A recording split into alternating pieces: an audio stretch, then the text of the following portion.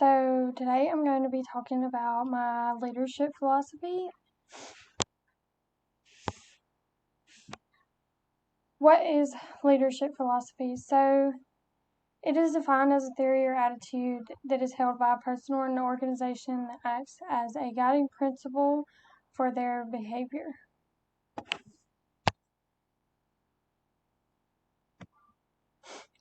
What makes a great leader? To me, great leaders come in all shapes and sizes, and it really depends on the situation and what task they're having to deal with or what they're having to accomplish, and also who they're working with and how they work with other people. To me, a great leader possesses several qualities, but I feel that the most important is making others feel like they are contributing to the task and they are part of the team. I think it's really important for a leader to not single themselves out and make themselves higher and the bigger person that basically just bosses and tells other people what to do. It's important to make it feel like a team and make others want to lead you instead of just managing. Some leadership traits that I put in my philosophy are integrity, which is doing the right thing when nobody's looking. And I feel like this is really important because you need to be able to trust your teammates, your employees, whatever it may be, but they also need to be able to trust you. So when you're not around, they should do what they need to be doing, but also you should do right by them even if they're not standing right beside you. I also said honesty, which goes hand in hand with integrity. You need to be upfront and you need to tell them what needs to get done, how we're going to do it, and just be upfront and don't beat around the bush. And I think that creates a really strong relationship with leaders and followers and makes everything run more smoothly.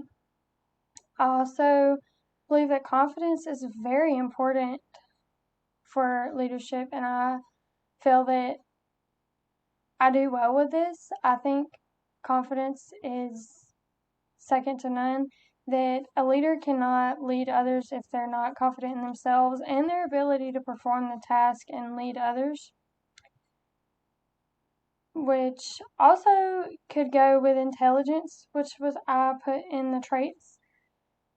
If you know more about something and are intelligent and well informed of the criteria, then you're going to be more confident in helping others perform the task and leading others in what is being done.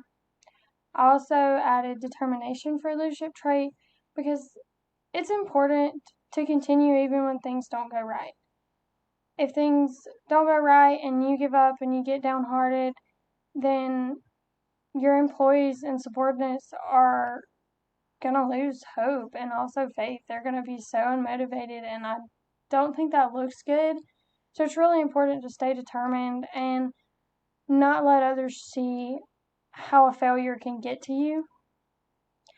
Sociability is astoundingly important. It's just being able to create those personal relationships with others and making them feel like they're part of the team, like they're cared for, and like you care about their well-being. I also chose accountability, which is taking responsibility for your actions, and not only you, but also your subordinates being able to stand up and say, yes, I did this wrong, or yes, I did this, and,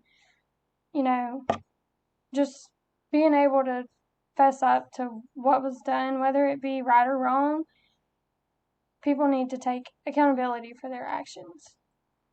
Passion, I think, is very important because if you're not passionate about something, then you're not going to put forth your best foot. And if you're not going to try your best, then there's really no point in even starting something. And dependability, I think it's very important to be dependable and show up for others, whether you're showing up in person or showing up over the phone or whatever. Just when somebody needs you, you need to be there. They need to be able to call you when they need you and discuss and talk to you. For leadership principles, I said to model and set the example. If you are doing things you're not supposed to and acting wild and causing a fuss, then your employees are going to think that's okay. And we want to set the example of this is what we need to do, this is how we're going to be successful, and this is how we're going to reach our goal. I think it's important to inspire others to share the vision, because if your subordinates and workers or employees or team are not inspired that what they're doing is for the greater good or for something productive, then I don't feel like they really have much reason to help you or work with you. And that also goes along with the principle of keeping others encouraged. It's important to encourage other people and let them know that what they're doing is appreciated and they're doing something to better the task or whatever is being worked on. There's also take responsibility for your actions, which was covered when I was talking about accountability. Not only does a leader need to be able to take responsibility for failing or succeeding or anything in between, but employees also need to be able to take their responsibility and do it well. And if they don't do it well, they need to be able to own up to that, and that just builds a better team and everybody is more compatible and trusting, I feel like. I think it's also an important principle to know yourself and also work to improve yourself. Don't be stagnant in your abilities. There's always something to improve on, and there's always something to make better. And it's also important to train others as a team, which goes back to making them feel included and important, like they are a valuable member.